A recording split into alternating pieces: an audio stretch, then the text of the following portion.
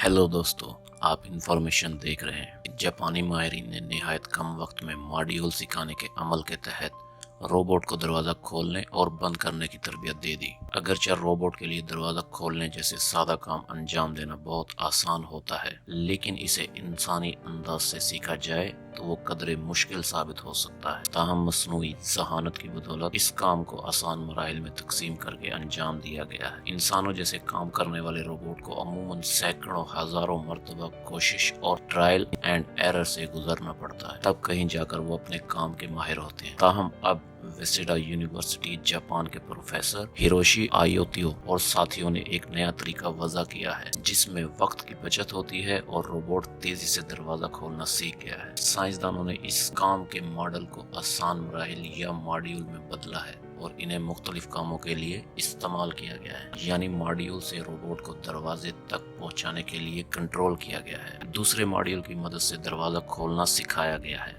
और तीसरे मॉड्यूल की मदद से रोबोट दरवाजे से गुजरकर अंदर आ गया। इस तरह काम को 3 मराहिल में तकसीम किया गया, जिससे रोबोट अपना काम बहुत तेजी से सीख गया। मजमूई तौर पर 6 मॉड्यूल से रोबोट ने काम मुकम्मल किया और हर मॉड्यूल में महारत पर रोबोट को 6 घंटे लगे। इस तरह मजमूई तौर पर रोबोट को 36 घंटे लगे, लेकिन रोबोट को 108 मरतबा दिखाया बताया गया कि इंसान दरवाजा कैसे खोलते हैं। कुछ अरसा पहले गूगल ने इसी काम के लिए एक तो नहीं बल्कि 14 रोबोट इस्तेमाल किए थे और रोबोट को सारा काम सीखने में 2 महीने का अरसा लगा था। तरबियत हासिल करने के बाद रोबोट ने अपने मुकर्रर वक्त के 98% वक्त में ही अपना काम मुकम्मल कर लिया। एक टेस्ट में वो दरवाजे से गुजरा और दोबारा बाहर निकला और कुल 30 मिनट में 15 चक्कर लगाए। इस दौरान सीखे गए तमाम मॉड्यूल्स पर इसने अमल किया, यानी तरबियतवार एक के दूसरी हदायत या मॉड्यूल पर अमल किया। साइंसदानों के मुताबिक इस तरह रोबोट ने अपनी मुताबिकत पजीरी की सलाहियत बढ़ाई, जो एक शानदार अमल है। यूं माहिरीन ने रोबोट को काम सिखाने का एक नया तरीका दरियाफ्त कर लिया है।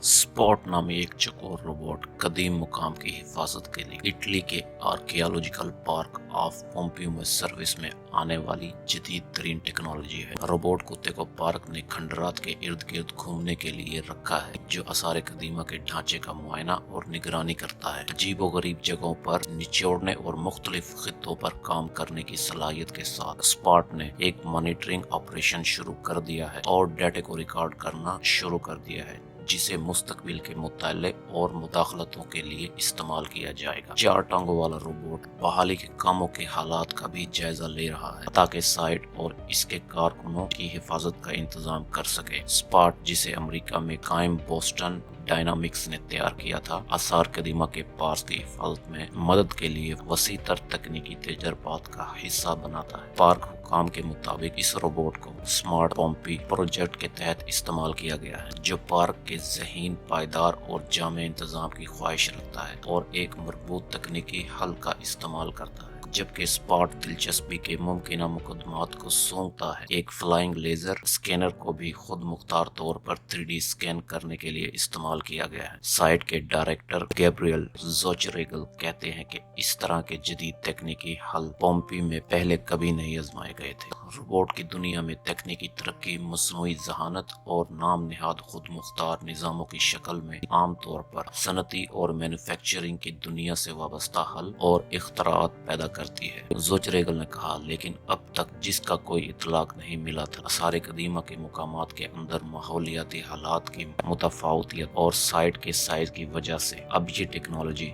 साइट मैनेजर्स को मामूल के मुआयने करने और मखसूस इलाकों के तहफ़्फ़ुज़ या बहाली की हालत पर डाटा इकट्ठा करने में मदद देगी। इसके अलावा स्पॉट टॉम्ब्रोली या कब्र पर हमला आवर के जरिए खोदी गई ज़ेर ज़मीन सुरंगों के सबूत भी तलाश करेगा। ये सुरंगें बरसों से गैर कानूनी तौर पर खंडरात के टुकड़ों और शीशों को चुराकर फन के स्मगलरों को फरोख्त करने के लिए निकाली जाती रही हैं। ज़ोचरेगल ने कहा कि अक्सर डाकुओं की तरफ से खोदे जाने वाली सुरंगों के अंदर हिफाजती हालात इंतहाई नागुफ्ताबा होते हैं, जिसके नतीजे में रोबोट का इस्तेमाल एक ऐसी पेशरफ्त है कि निशानदेही कर सकता है जो हमें ज्यादा रफ्तार और मुकम्मल हिफाजत के साथ आगे बढ़ने की इजाजत देगी।